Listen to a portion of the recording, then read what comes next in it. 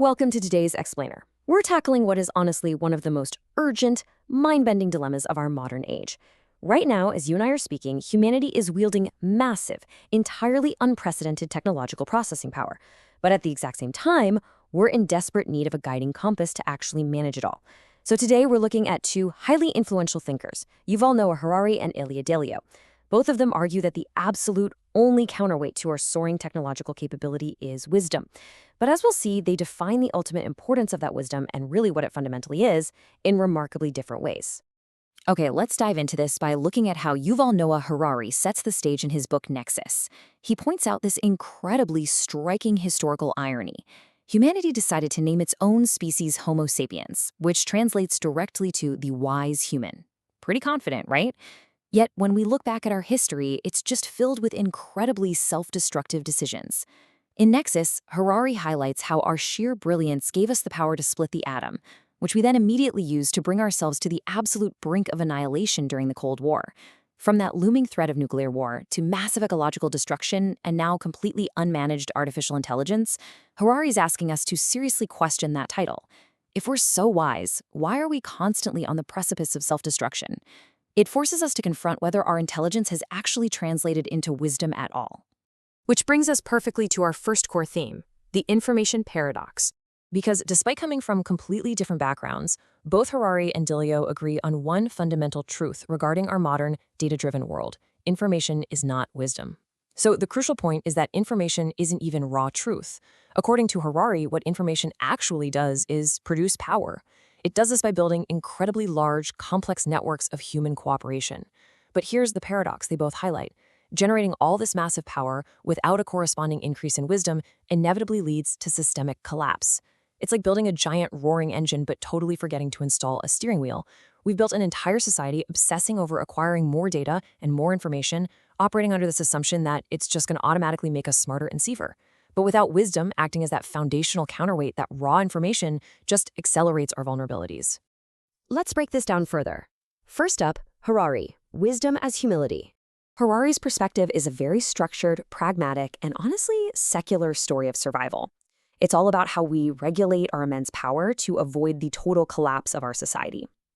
So wisdom, according to Harari, is intellectual humility, recognizing limits, and institutional self-correction.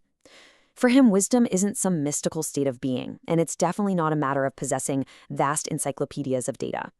He places immense importance on the idea that true wisdom starts with the realization that no single narrative, and certainly no single algorithm, can ever capture the whole truth. If information is about building powerful networks, wisdom is the humility to admit that those networks are deeply flawed and need constant, rigorous oversight.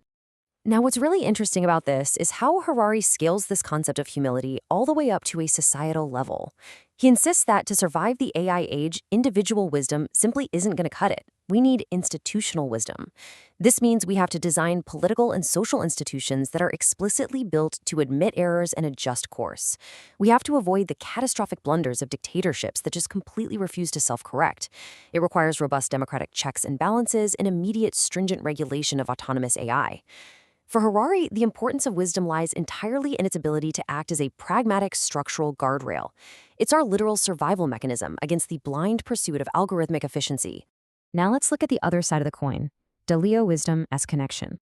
As we pivot to Ilia Delio's work, we enter a warmer, much more contemplative space. It's rooted in theology and evolution, focusing on the concept of Sophia, or wisdom.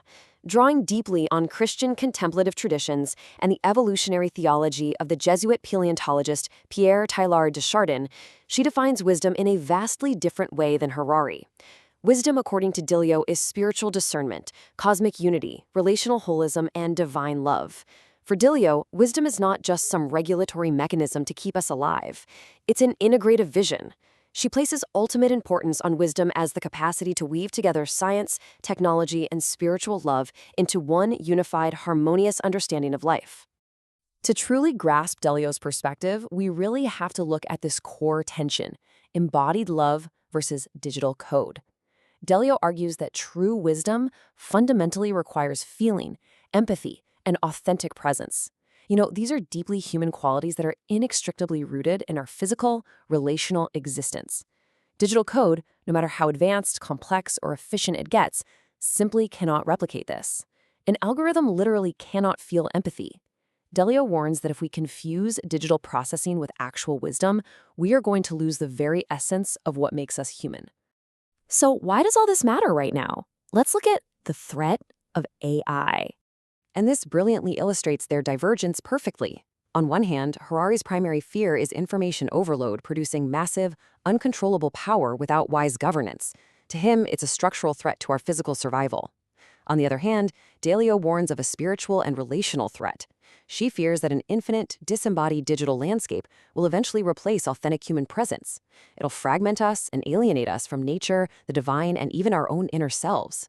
So both see a massive crisis looming, but while Harari sees a collapse of our cooperative networks, Delio sees a collapse of our very soul. Which brings us to the ultimate question: paths to our future. Let's move to our comparison and see how this builds a complete picture of the debate. While both thinkers place ultimate importance on wisdom as our literal only salvation, they view its core purpose very differently. For Harari, the primary meaning of wisdom is intellectual humility, and his path forward relies strictly on institutional design and democratic checks. It's a tool for physical survival. For Delio, the meaning of wisdom is relational wholeness, and her path forward requires contemplative practice and a conscious effort to re-enchant our technological life. It's a tool for spiritual survival. Basically, Harari wants to build a safer machine, whereas Delio wants to ensure we use technology to foster a more compassionate, globally united world.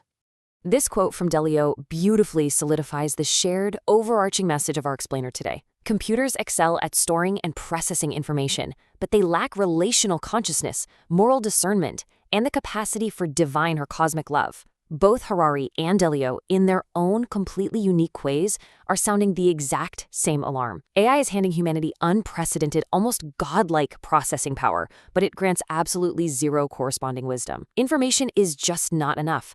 Without wisdom acting as our counterweight, we're just accelerating blindly into the dark.